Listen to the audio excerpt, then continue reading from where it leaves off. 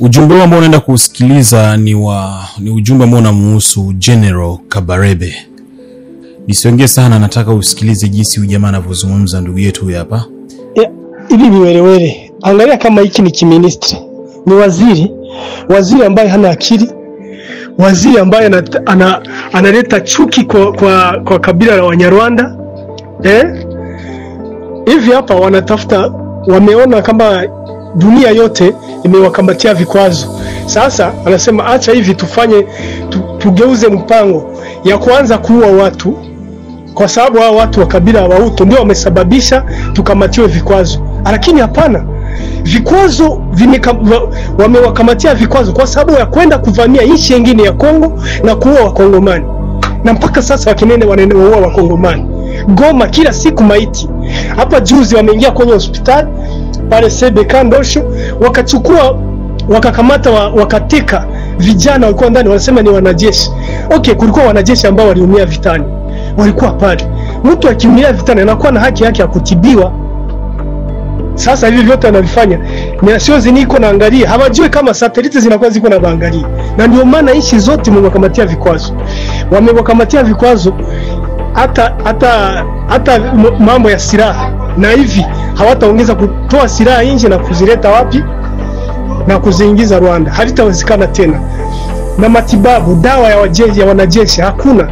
Hata makompora hawataongeza pata. Tuone sasa kama watakimbilia wapi. Sasa viwelewele. Huko kijemero kimoja, General Kabarebe, naye ni kiwelewele. Ameongea, amesema M23 haikutoka Rwanda. Kisha Ngaruye Bodwe alikuwa wapi? Sasa alikuwa Kibungo pale. Kwa ile gereza ya zamani ya Kibungo, Oprovia. Kwake si Kichukiro Kigali. Hasa wewe bazi Murinda. Hicho kiwelewele chenyewe Kazarama. Kilikuwa Kigali.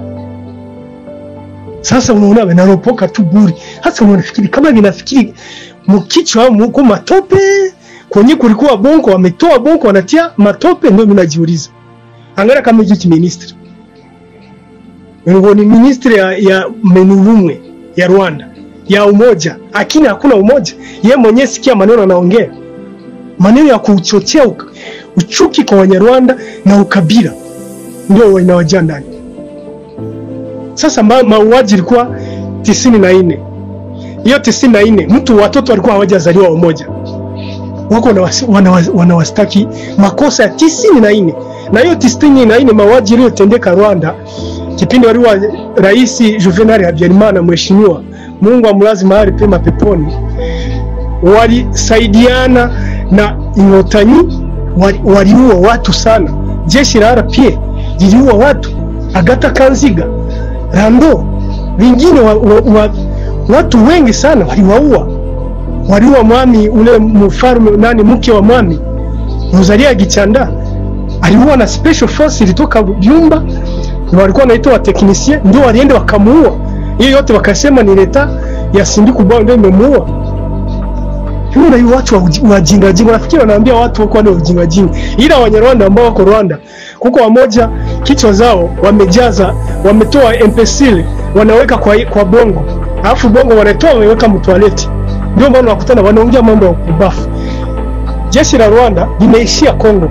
Wengi wamekufa. Na wazazi wa Rwanda hawana hata ruhusa, hawezi pata hata kibali cha kuzika watoto wao. Hakuna, hawabaziki. Kwa sababu suko hizi zinawazika kule.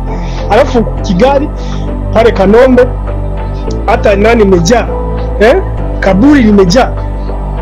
Wanawapeleka kule sehemu ya Kariro. Hasa huyu anaongea nini mambo ya ujinga. Na waomba wandugu wa Kongomani, Banyabwisha, Bahunde, Banande, Banyemera na zingine kabila Bashi, Banyindu, Barega, Bafrero, Bakasaye, kila Ukongomani wote. Tuache mambo ya ukabila. Tushikamane, tuweke nguvu moja na hakuna kukata tamaa. Utaona vita ya diplomasi tumemaliza. Mheshimiwa wetu Rais, Mungu amuzidishie kabisa, amulinde maadui na kabisa mpatie yani hekima sana kabisa kwa ili aendelee kwa kazi yake anayofanya. Diplomasia amefanya imekuwa vizuri. imekuwa vizuri. Hasa kuna baki sasa ya kushambulia kwa moto. Sasa wale watakimbilia, Rusizi tawameza. Msijali ndugu, mjikaze kabisa. Wa vijana najua kila siku wanawaua, mimi naviona. Ara Mobutu